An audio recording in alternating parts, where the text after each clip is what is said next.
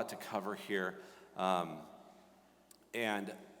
When I originally spoke to the BMOC about military service, I spoke about other people's service because that's what was important. Their example for me to share with those guys was the important part.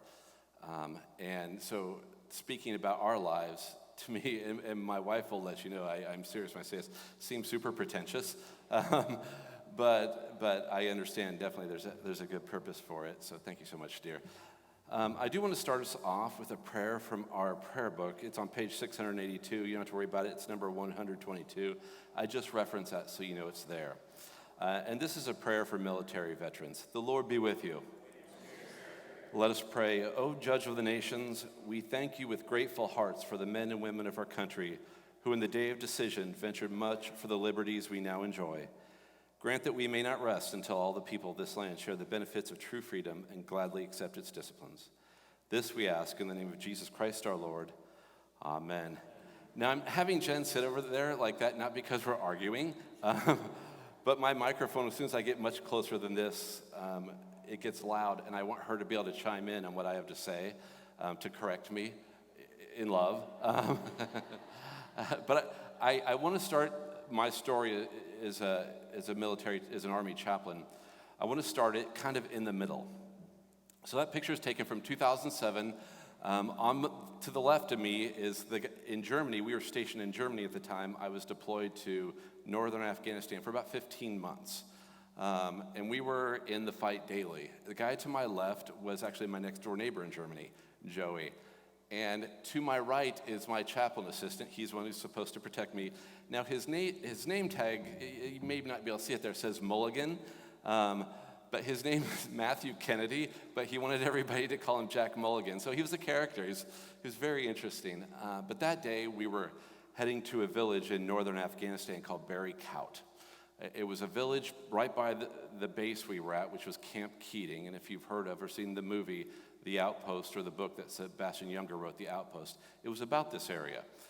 He wrote about it because eventually, not while I was there, but after my unit was there, it was overrun by the Taliban. So we were going to a village near to us called Barry Kaut. We had an overlooked position called OP War Height. We later named it OP as Observation Point. We named it after a sergeant who was killed up there, Ryan Frishy. So at the time of his war height, and we had gone out to this village, Barry Kaut, and about halfway through, they could no longer provide cover for us.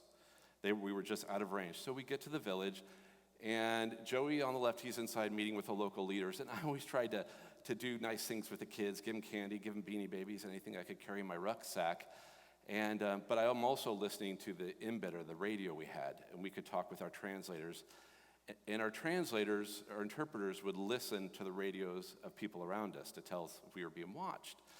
And while we're there in this village, in this mud hut, about a dozen of us out by ourselves, it comes across the radio through our interpreter said, they think you're special forces.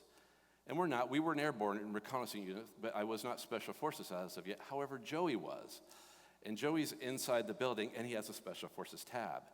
And everyone's asking, why do they think that? And I said, they have somebody in the building. And so that person's communicating outside. And then we started to hear about people massing around to come get us. And it was big. And I remember thinking that time, thank you, God, for the life you've given me. You've been faithful. If this is the end, then this is the end. I'm okay. And I was trying to encourage the guys. And I want to start and leave that off right there, and I'll get back to that in just a minute. So how did I end up there in the first place? Well, that's me back in the 90s when I was enlisted as a medic. I was much younger then and had much more hair. In 1991, a friend of mine, Derek Bonnell, said to me, I was a year out of high school. He was a senior in high school. He's like, Kelly, let's join the National Guard. They'll give us money for college. And it sounded like a good idea at the time. And it paid, the GI Bill for the state paid a whopping $350 a month. Yeah. Oh, yeah. That was serious cash in the 90s.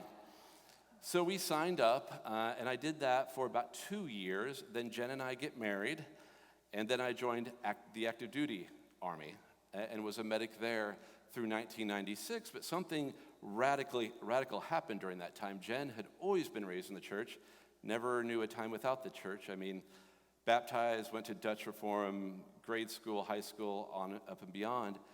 And I was nominally Catholic at best. I mean, my parents didn't even have me baptized. But in 1994, I came to Christ. And that's because my platoon sergeant witnessed to me. And, we've kind of been going on and on since then. I remember I was getting close to getting out, because I knew I was just going to do 3 years to get the bigger GI Bill. It was like $700 a month. It's crazy. As we were getting closer to the end, I had applied to Drake School. They had a pre-law program, and Drake is in Iowa. So it would be close to home. We're both from Iowa, where it rolls right into your law degree to go to law school. And I thought, that's what I'm going to do. Well, during the last year on active duty, we had been volunteering in ministry. I kind of felt like I had a call in my life. I was talking with my friend Bob and Jeff, the youth pastor, and what was the pastor's name? I can see him. Ron? No, that was a crazy one. That's another story. I can't remember. I remember his wife, Cindy. Yeah, yeah.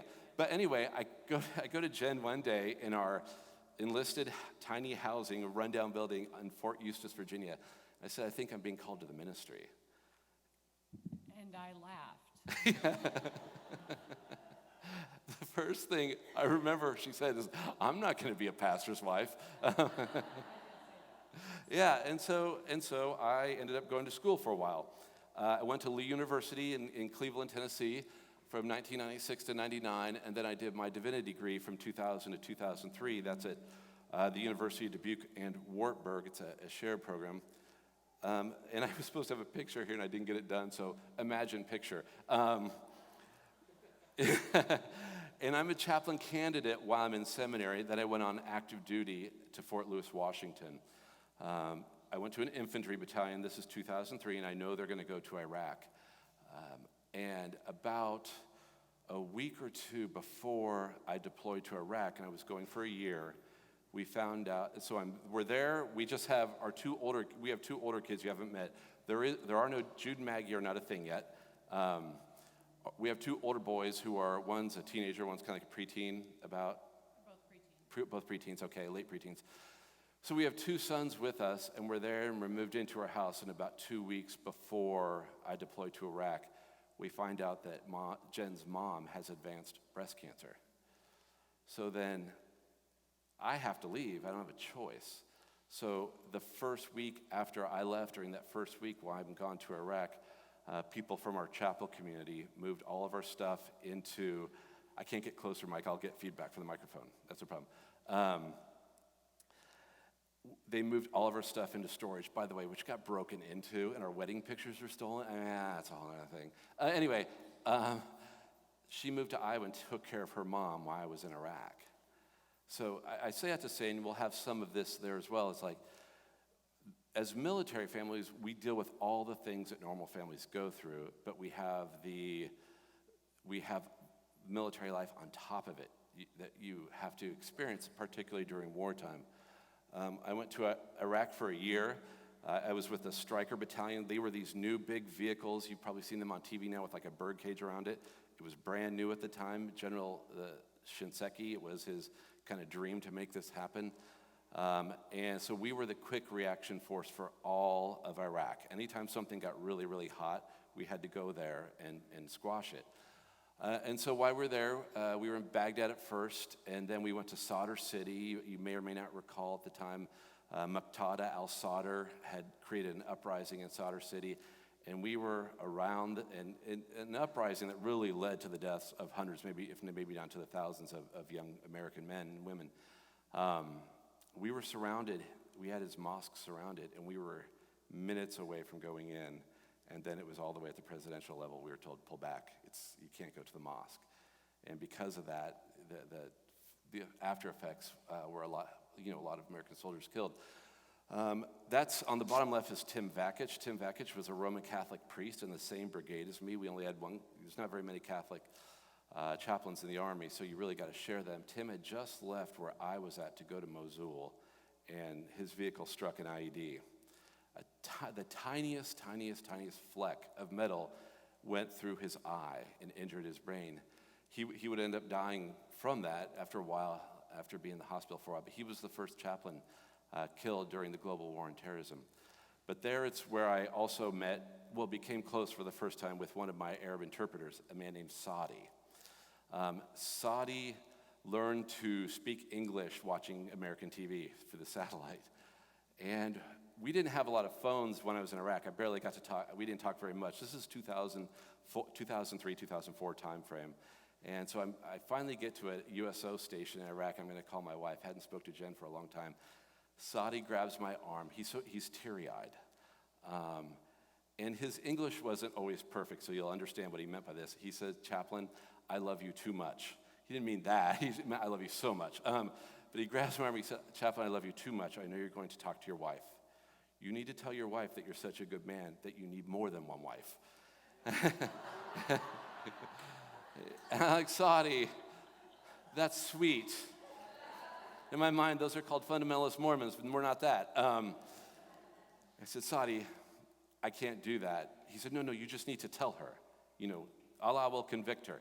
I'm like, "No, he won't." I said, "Saadi, if you come to my house and pet my dog and drink a beer with me, then we'll think about this." He's like, "Oh, no, I can't do that. I'm a good Muslim." I said, "We're not going to work that out." So we were there for a year. Very little communication, a lot of letter writing. And then we came back. And, when you come back, so I've been gone a year, Jen's taking care of her mom. Before I return to the United States to Fort Lewis, Washington, she moves her and the kids back to Fort Lewis, Washington. And they have a routine, and I show up. And you just want to share what that's like, dear? That's not fun. It's not fun because we have our routine. We know how to communicate with each other, and it's like entering him back into our lives. And he wasn't always very, I don't know. No, you can say it. Well, he wasn't always very nice about, because he'd been through a lot, and so it was hard. It was very hard to enter back into that. It took some time to learn how to be a dad again. And yeah. Especially during that deployment, because we did not communicate there was hardly any going back and forth. We just wrote letters, and so it was hard. Yeah. And the kids, once we got back from that deployment, they were going to a Missouri Synod Lutheran school that you helped out with. And I think Pastor Keogh was a great example, at least if nothing else, for them. So I volunteered for an assignment to Europe. So we went from Fort Lewis then after that year deployment in Iraq. And that was the first time I'd ever had to deal with soldiers being killed in combat. And so when that happens, when a soldier is killed, within the unit, you do a memorial service there, at least at the battalion level. That's what I was doing for the guys. The body's gone. It's usually a day or two later, and we do a memorial service, and then they have to get right back after it. But what's scary for the families is, even then in Iraq, we had email to some degree. The minute somebody within the unit is killed, all of our communication back home is shut off. Nobody it's called a blackout. You have a blackout communication at home, and after one or two of them, everybody knows somebody's dead. We've lost somebody. But what happens is during that blackout period, people at where the family is, somebody does a death notification because the Department of Defense wants them to hear from a chaplain and somebody else that their loved one has died. Once that's done, they can lift the blackout and we can tell the families what happened. I did 27 death notifications while in the Army, and they all start out the same. Usually they try to get the non-commissioned officer or the officer with you not to do more than one because they are pretty traumatic. But we always start out with, "Ma'am, I regret to inform you." Well, first you walk up to the door and you knock. "Ma'am, are you the wife of Sergeant Smith?" She says, "Yes, we used to go in, but people had actually made mistakes and went to the wrong house, to the wrong family." "So, ma'am, are you the wife of Sergeant full name Smith?" "Ma'am, are you the wife of Sergeant full name Smith's social security number?" We have to ask it 3 times that way. Once she said, it's hard to get her to the third yes, as you can imagine. It's hard to get to the third yes. By the time you do, may we come inside. "I regret to inform you on behalf of the Secretary of the Army that your loved one was killed today," and we say very little about it, about the circumstances for a lot of legal reasons. It's the way it is. That officer he cannot leave the house until he fills out paperwork, and it's painful, and it's just one of those hard data, heartless things you have to do in order to get her taken care of and the family taken care of. Then he usually goes and sits out in the car and I stay inside until she gets somebody there. At first, I was asking guys to stay with me, and I could tell they couldn't handle it. But for a lot of reasons, like I'm going to leave the front door open, and you're gonna stay out in the car. And when I'm done, I'll come out to be with you. That changed when I was in Special Forces because we do all our own. So a lot of the guys did repeated death notifications. So we get done with that. We go to Schweinfurt, Germany, which was a wonderful assignment. At that we were there from 2006 to almost 2008. Almost 2009. And at that time, that was the longest we'd ever lived. We'd been married since 1993. That was the longest we lived in one place. And after, not unlike some of you with maybe, some Vietnam experience or other experiences, after being in war, we wanted a war baby. We were gonna have more children. And so that's Maggie there. She's our first war baby. And while there, that's when I found out that we were gonna go to Afghanistan. Initially, it was a year. It ended up being 15 months. But I deployed. You deployed on Mother's Day, and he missed Maggie's first and second birthday in the same deployment. So that's why she doesn't like me. No, I love Maggie. Maggie loves me. Yeah. So we went to Nuristan, which is northeast Afghanistan. It's a Hindu Kush. It's where Rudyard Kipling was from when he was there. And there it was Forward Operating Base Niray, but we renamed it to Forward Operating Base Bostic because a fellow captain with me, Tom Bostic, was killed downrange. And that was a difficult time because Jen's back home now with a baby and now, one teenager and one who's about to be a teenager for 15 months. Well, this is what I was out doing. You see the soda up in the top left? Back when we were friends with the Russians, we would pay them as contractors to bring food in, and we got whatever they had. Well, they had a ton of soda, so we had a whole wall of soda that nobody drank. In the bottom left there, that's in Camp Keating. If you see the movie The Outpost, that's where most of the action takes place. In the middle, it's a field service. It's a little hard to tell, but you can see the Humvee behind me is blown up because the evening before we had a massive rocket attack, a mix of rockets and mortars. In the top right, I would get tons and tons of donations, and we would do whatever with them, but we'd pick through the donations and make Christmas stockings to hand out to everybody because it was still Christmas. And on the bottom right's the kids. I worked with the children a lot. You'll see some more later with that. But one thing that Jen did that was fantastic in Germany, the people in Afghanistan are so incredibly poor. She did a clothing drive that ended up with like 2 or 3 mill vans of clothing. And so then we would distribute it to the Afghan kids. I would as the chaplain to try to engender the people to us. Because I wanted to do anything I could to get these guys to quit wanting to fight with us. So we're kind of doing, so that's the top 2 and the bottom left. Those are memorial services that we do downrange after a soldier's been killed. At the same time, though, Jen is busy with what's called an FRG, a family readiness group, and trying to keep the families close and tight and intact with one another. The picture here is of the kids' spur ride. I was in a cavalry unit, and they have this thing called a spur ride. It's kind of like a qualification course. It's a day long. They did a kid version of it. That's our son Elijah on the bottom left. You'd never recognize him today. On the bottom right is a dining out that Jen did with the wives. The wives are very, very close there. So much so, and I mean, I want you to unpack this as much as you're comfortable unpacking, but when the first troop commander, Tom Bostic, was killed, his wife is in Germany, and the Department of Defense is going to come in and move all their stuff back to wherever she wants to in the United States. Well, that's difficult for her and her 2 daughters, who, by the way, were friends with my boys. So Jen Bostic, his wife, came and stayed at our house until they moved her out. Well, then later in November, another troop commander, Dave Boris, was killed by an IED. And so then Dave and his wife Jamie didn't have children, but then his wife went and stayed with Jen. What was that? I just wanted you to share as much as you want to what that was like. I mean, I was happy to, be able to have the space and the ability to do that. But Germany was actually a really good place for us to be in during that deployment, the 15-month long one, because it was the the longest one, but we also, the wives, we were all very close, and so we had a great support team. It's different when you're on different bases in the States where things are, or you might be more spread out, or you don't all live in the same area, but in Germany, we were all together, and so that was helpful. But that was hard because the two guys that he just spoke of that got killed were both officers, and that was not as normal. And we were close friends. And we were close friends, and so when you get those blackouts, then the only thing that you can think is, which one of us is next, right? And so that was, that's just your daily, what you deal with. Yeah.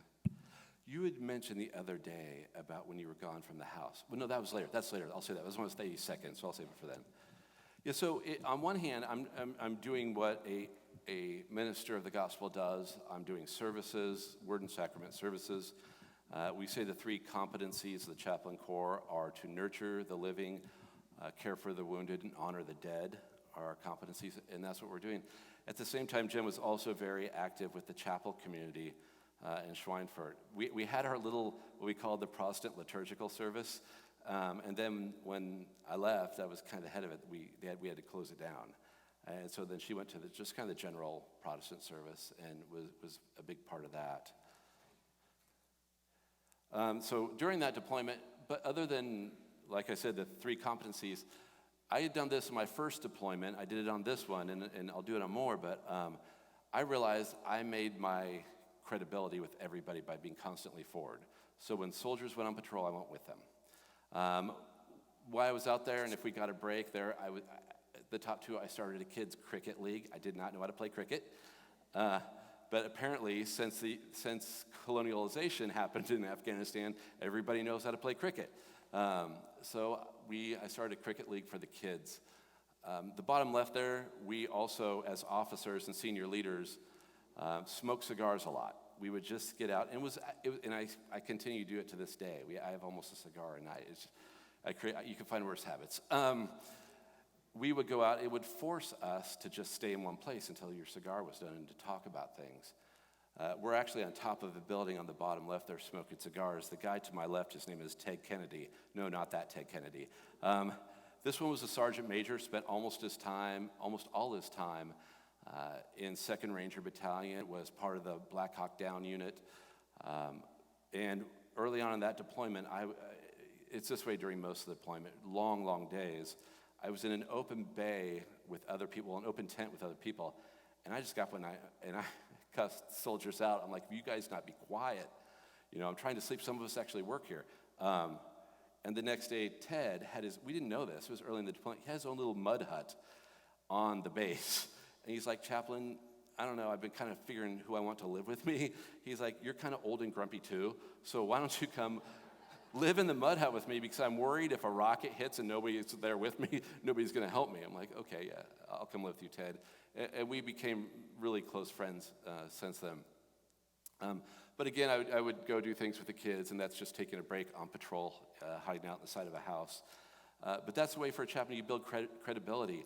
You do the things that everybody else does, and you go with them, and you go everywhere they go.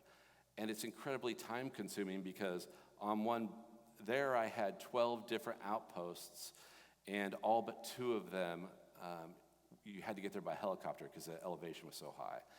You can't really tell depth that well for that picture of the top right, but it's one of the wadis, these just sheer cliffs that we had to climb to get around to chase down the bad guys. And to this day, in Iraq, but also there, on more than one occasion, we had a vehicle IED blow up on our work while we were working. To this day, Jen, I'll tell you, I can't handle when cars get too close to me. And it annoys her, but she knows why. I'm not a bad driver. Okay. After that, we came home. We returned home. I went to the chaplain career course. That's me in the bottom right with a whole bunch of chaplains. So I've got on the bottom left, the dark-skinned guy, that's Leo. He's a Roman Catholic priest. I'm behind him. To the left of me is Don. He's a fellow Lutheran at the time. Behind him, Tim, a Presbyterian. The guy in the middle, he is an Anglican. And the one to the right, he's a Free Methodist. I had a really hard time as a Lutheran not providing open communion, because as a confessional Lutheran, you can only give communion to Lutherans who believe like you, who swear by the Book of Concord, which is really funny because if you went to any conservative Lutheran church today and you actually did a survey, the people, not everybody believe. I'm not making an excuse, but I'm saying that's just the reality of life. But the guy in the middle of this Anglican, his name's Jerry, and we called him Gandalf because he had a Gandalf pipe and he's kind of tall. And he's like, Kelly, you're Anglican, you just don't know it yet. I'm like, Jerry, I don't know what you're talking about. And we didn't go to a single Anglican service during that time. We went to Sinclair Ferguson's church because he's such an amazing preacher. So we did that. I'm sorry, at the top right, that's actually in my backyard. No, we didn't bring Afghans home. We called what the Afghan men wear, we called them man jams because they look like men's pajamas. So I told everybody, I was like, we're going to make it home, and when we get home, we're going to have a man jam party. And we did. And so that's our man jam party, as we're all dressed up like Afghans. So that was before that. They also bought all of us burqas. I bought Jen a burqa. To wear burqas, and we refused. She wouldn't wear. I know. I ended up taking down to like a thrift store or something in Germany. Yeah, it was a nice shade of blue. And you have nice feet, so it would have been great. Okay. Yeah. So came home, went to the career course, and then we were stationed at Arlington National Cemetery, a top center that's on Easter Sunday with Jen's parents. And the bottom left, that was the team I was with there. So the way Arlington works, they typically put you in the cemetery for a year, and then they give you a break and let you go to the fife and drum and just do ceremonial things. Because it's a lot to be in the cemetery. And I'll let you gather your thoughts for a second on that. But so a dear friend of ours was the aide-de-camp to the Secretary of the Army. And actually his wife was also our doctor before. He happened to be stationed in D.C. with me. So him and I would get together on the weekends, smoke cigars, talk about work. I mean, being the aide-de-camp to the Secretary of the Army is a demanding job. And he knew my first year at Arlington was terrible. The leadership was awful. You might remember it was in the news. A lot of mistakes were being made. I was there in the middle of that. I didn't make any mistakes, but I did get a phobia that I was doing up to 5 burials a day. I did get a phobia that I was going to say the wrong name for the burial. It got in my head. So even today, I had a flashback of that when Jim, Sarah, and Len all came up. I had to look at their name tags to make sure I got their name right because I get a phobia that I'll do it wrong. Wendy, I think I did it to you one day because I'm terrified that I'm going to say the name wrong in something like that. End of my first year, I'm going to go to the fife and drum, do that gig, and my buddy, who's the aide to the Secretary of the Army, says, Kelly, I've got some really good news and some really bad news. I'm like, oh, okay, Justin, so first I said, what's the good news? He's like, they're going to fire your boss. This guy was terrible. I'm like, oh, that's good. I'm happy for the next chaplain. He said, well, that's the bad news. They want you to stay for a second year. Like, oh. So it was a lot. The last time they had a chaplain do that job for 2 years, sadly, it was a guy named Maury Stout. He took his own life because it overwhelmed him. In 2 years, I did 930 burial services. And that's all I did. And I had no life. I mean, you want to share what we couldn't go out to. I would call people and email people to find out about their loved one because it's a short service. But if we were out to eat and the family called, I had to get up and take it. I felt like it was my duty because this might be the only chance I talk to them to make this service special for them. And so we just and Jude was born.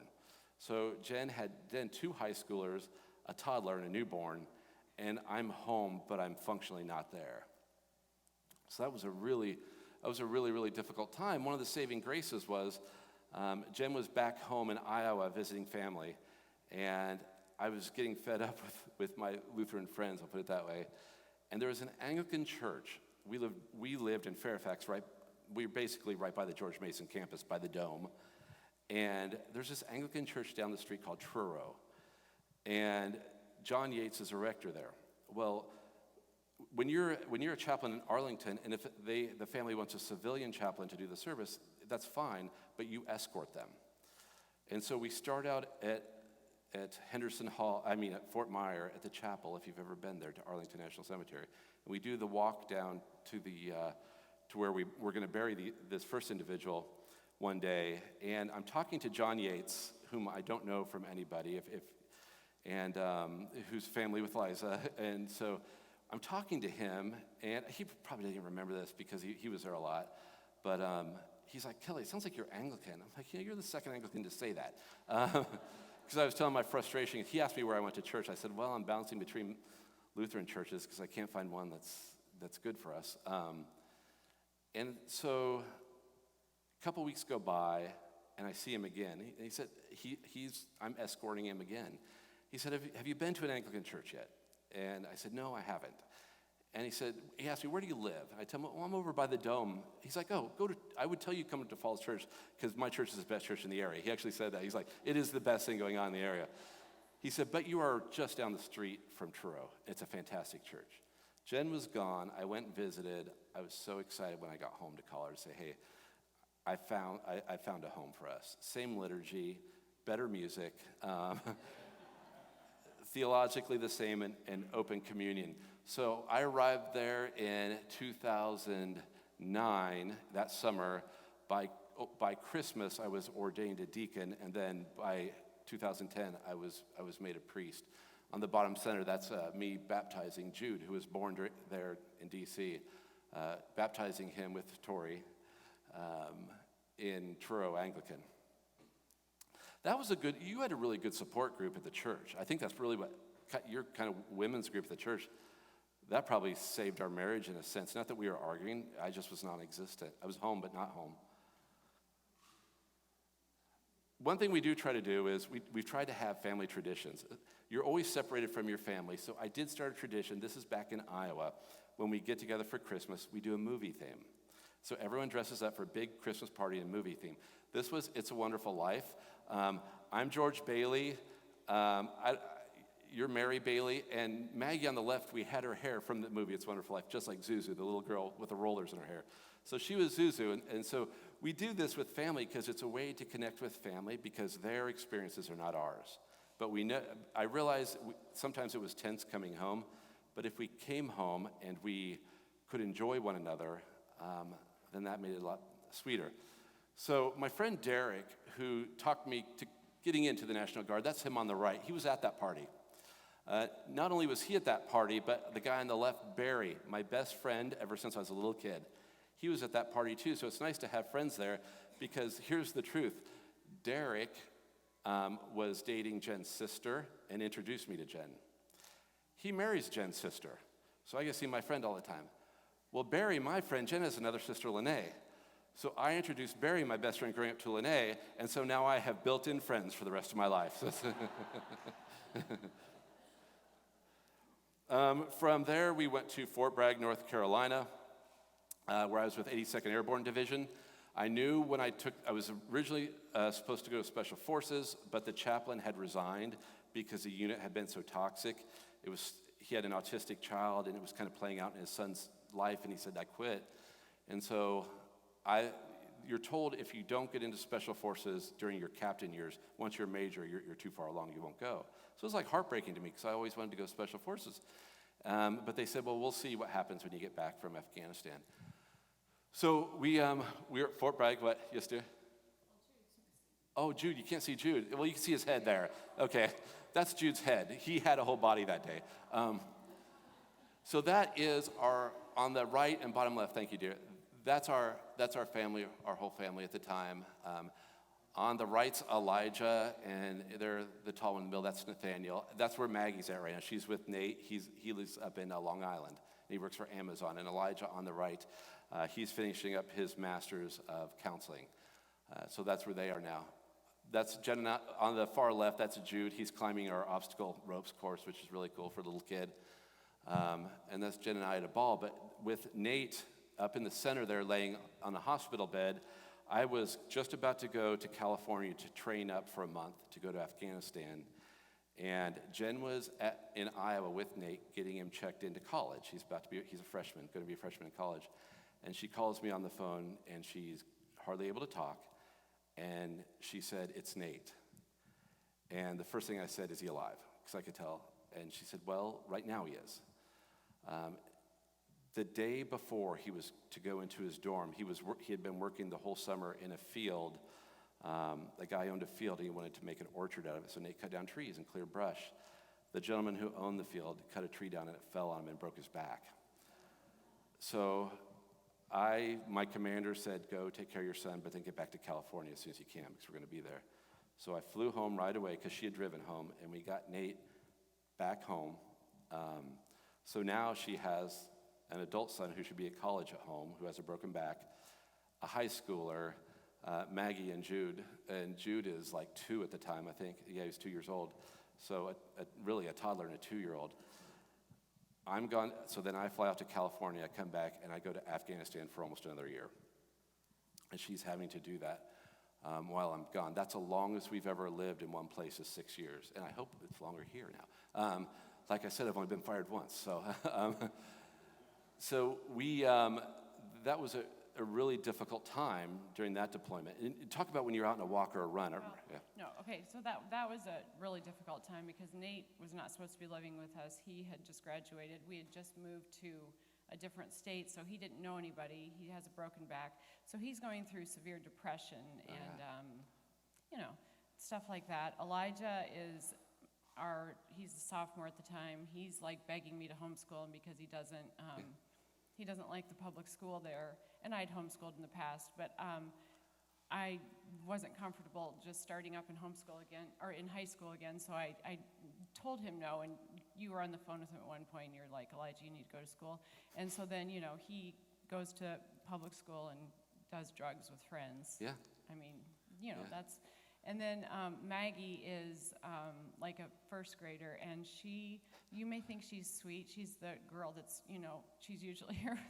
You may think she's sweet now, and she is sweet now, but she was not sweet when she was 6. I remember she's very strong-willed. I remember taking a video of her and sending it to Kelly, and I'm like, I'm not exactly sure what to do with this. Because I don't know, maybe we had to pray the demons out of her, but she was difficult. And then Jude was just, like a year and a half, 2 years. You were great, Jude. You were not a problem. But I had all 4 kids under the same roof at that time, and pretty much not a big enough house for all 4 of them, but we were fine. But I remember one morning, it was a Sunday morning, and I had gotten up early, and I'd been praying, and I drank way too much coffee, and so I needed to go for a run. So I went for a run, and while I was on my run, I had this realization that all 4 kids are in the same house, and they're all sleeping, and what if somebody comes to my house and gives me a notification and tells me that my husband has just died? And so, because those are the thoughts that you have. And so while I'm on my run, I start hyperventilating because I can't even imagine that, that process. And so, Yeah, and through all this, when you're experiencing it, but also looking backwards, you see the mercy of God everywhere, because any one of these situations could have gone so terribly for us. I did have a phone in my office in Afghanistan that I could call Jen. This is 2012, so I was able to, and I was a field grade officer, so you get some perks.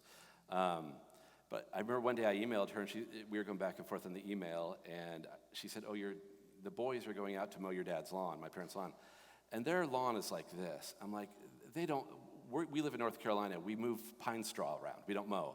I said, don't let them do that. I emailed her, I said, this is a terrible idea. Tell them not to do it. It'll be fine. Well, then I get an email from her later, call me right away. Elijah cut off the tip of his toe with the mower. I mean, he's fine.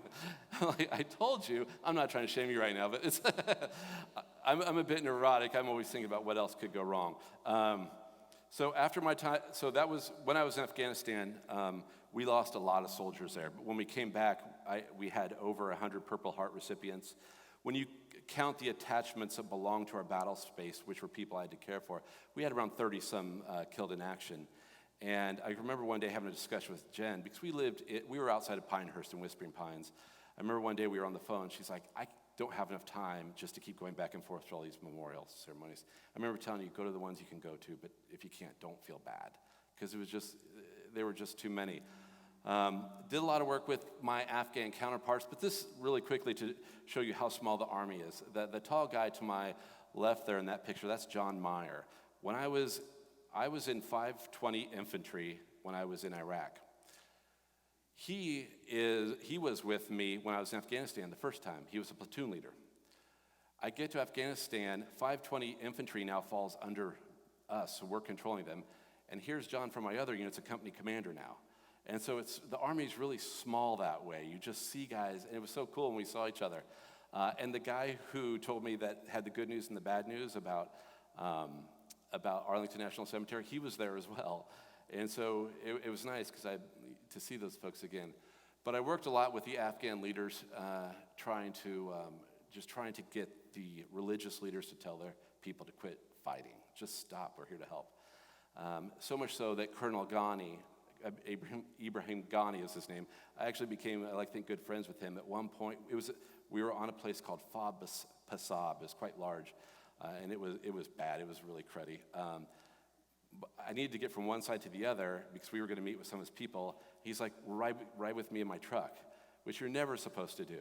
And I thought, okay, all right, Lord. So he tells the soldier to get out of the seat, and I sit next to him. And I remember Lauren Adderhold, who's a total Southern gentleman. Lauren will probably visit us someday. He's a Baptist chaplain, an absolute Southern gentleman from Alabama. He's like, I remember him almost tearing up when he saw me drive off. And then when I saw him later, he's like, sir, I thought for sure you were a goner. But I got to know him very well, and we worked together well. But anytime on the bottom left, that's the casket of a fallen soldier inside the belly of a C-130 airplane. Anytime we lost a soldier, I would be put in a helicopter to go to Kandahar, where his body was transferred, so I could pray and be with him during that. And then that body was taken back to the United States. Anytime we had a large mass casualty where a lot of soldiers would be injured, I would fly there to go be with them. I think the hardest thing for that was because they're up on morphine, they don't feel pain. It doesn't look right when you see a young man with no arms, just moving it around, animated, and he doesn't feel pain, so he's just like it's perfectly natural. It doesn't register with your brain really well. So we did that. We came back. Fortunately, something you do is you travel a lot. That's the center. That's us going back home. After I get back, that's Jude on the right and Maggie. I don't know what they're yelling about, but that was a normal thing. Jude on the left, that's when I came back from Afghanistan. At first he was very offish because he hadn't seen me for so long, and he was so young when I left. But again, I came home and wrecked your schedule, all over again, because I get back, we get 30 days leave. And so I need you to stop everything you're doing and let's go somewhere. I was selected first for the Command and General Staff College to attend there, but also for world religions. So I chose to go to Duke and study world religions. I studied my topic of study was the prosperity gospel in the Church of Nigeria, Anglican, 1990 to present. I know it sounds enthralling. But I did that in order to become a world religions professor at the Special Forces School. So I made it through the selection and did that. And that was a good assignment. That was a really good assignment. We have a lot of friends, continue to have a lot of friends in the community. And a lot of baptisms in that community. So that was really neat too. There are not enough what we call IBs in the military. IBs are infant baptizing Protestants. There's not enough of them. So you do a lot of baptisms. The bottom left and the top left, that was Hurricane Matthew, just destroyed our yard. And it was flooded, but once word got out around our neighborhood, friends and guys from the Special Forces community came over, did everything they could. They got us a generator. One guy was a Special Forces engineer, and he was telling us how he rerouted all the water out of my yard across the street. Yeah, so it was like, thank goodness. So that was a wonderful assignment. From there, for time's sake, we ended up going to Stuttgart, Germany. I was the command chaplain of all Special Operations Command over all of Africa. Can't show very many pictures from that, but I can show a lot of things. We traveled a lot as a family. On the top left, that's Jude jumping in the hostel they put us in until we had our own place. But we did get out, we did a lot of things, and on the top right's a chapel service. There was an Anglican parish off post in Stuttgart. We went there a couple times, we really liked it. But when the rector left, we'll just say who came after him was not a Yeah, anyway. So we went to the chapel, the service on post, and I remember you telling me we're not going to do this because I think there were 5 people at that service not named Olier. I mean, she's like, no, you're not going to start a service. I didn't have to because in special operations, they want you to keep a low profile, but we did. And in those 2 years, we had, toward the end, around 75 on Sundays. On lessons and carols, we broke fire code in the building. We had over 350 people. So it was really it was a wonderful and sweet experience. And the kids got to travel so much, their brothers came out. But then I promoted then to lieutenant colonel, and I was to go and to be the aide de camp to the head of the chief of chaplains, the 2-star general. And I knew him because actually when I said I was retiring, he flew out to our home in Rock Island. But my dad was dying, and I begged and begged, can I please go to Rock Island Arsenal? There's nothing sexy there, but it's close to my parents. And so the first 2 times I was told no, and the third time he said, okay, but you promise me one thing, you're not retiring. So we get to Rock Island Arsenal, and the first year's fine, doing a lot of ministry, and then COVID hit. And it was during that time, so we're close to home, COVID hit. I'm part of the 2% that's considered mission essential, but this building that usually has thousands of people is just empty. So I would go in, walk through, say hi to everybody, how you doing, whatever, take care of what I needed to, but we spent a ton of time with our family that year. And we both realized, I just don't think I'm called to do this anymore. My heart's not in it. And also during that time as well, Elijah, right before we went to Germany, our son Elijah married Bree, our wonderful daughter-in-law. They had Rosemary, and that's us holding Rosemary up there in the top. It's funny, Jen when we knew we were going to have a granddaughter or a grandchild at the time, we both said, we're just going to wait till we go home normally, and we'll see him then. And then like 2 weeks out, Jen's like, I'm going with or without you. So we all we all flew from Germany to Iowa and got to see our granddaughter born. So then I went to Rock Island Arsenal, as I mentioned, for 2 years. But we got to be a family in the center. That's all of us now today. That's almost a year ago today, because that was October last year. I did my nephew's wedding just outside of Minneapolis. On the left, that was just retiring at Rock Island Arsenal. On the left was my chaplain, my religious affairs NCO, Lakeithia. She'll probably visit here too. She's just up in Camden. She retired too.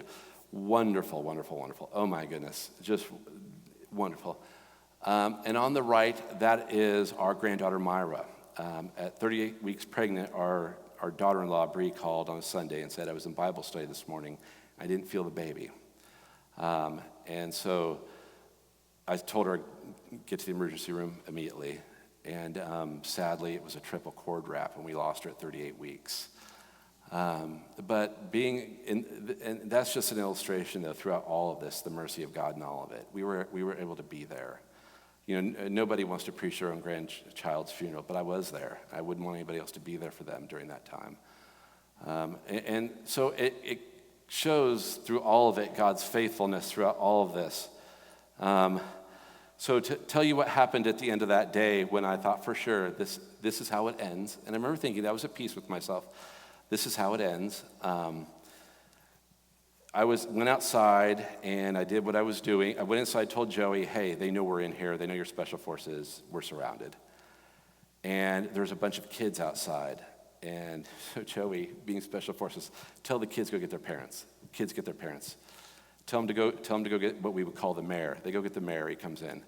And Joey basically said in no uncertain terms, you're going to walk us back to our base as a whole town, a village. You're getting us back. And then he was all right with it. So I'm handing out candy. I'm throwing it. It's like it's 4th of July parade to keep everyone around us throwing candy, giving out Beanie Babies. And we knew once we got to a point we could provide oversight.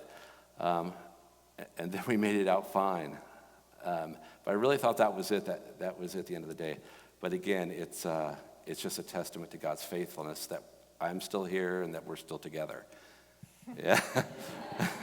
Well, I know we're getting close. Any questions? I don't have much time. Maybe just one or two questions, if anybody has any questions. Yes, sir.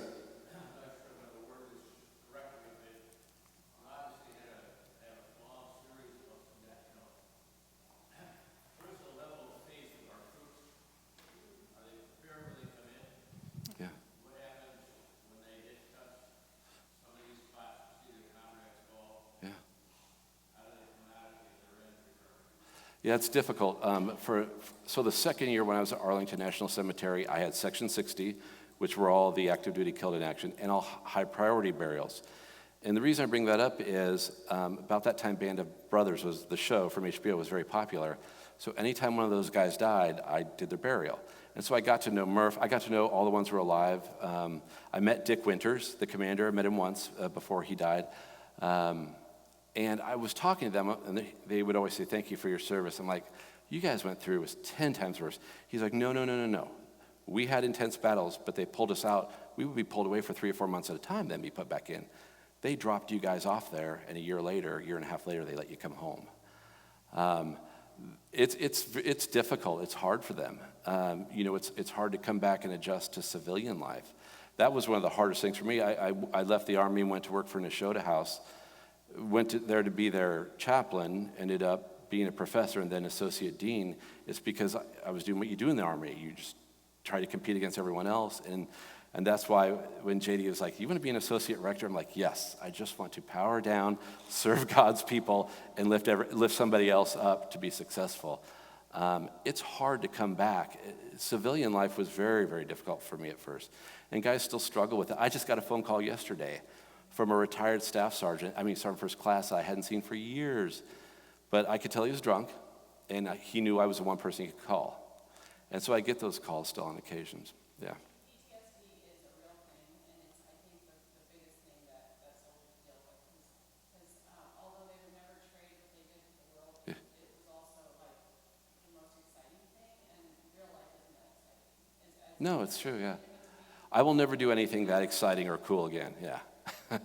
Yeah. All right, well, thank you so much for your time this morning. Thank you.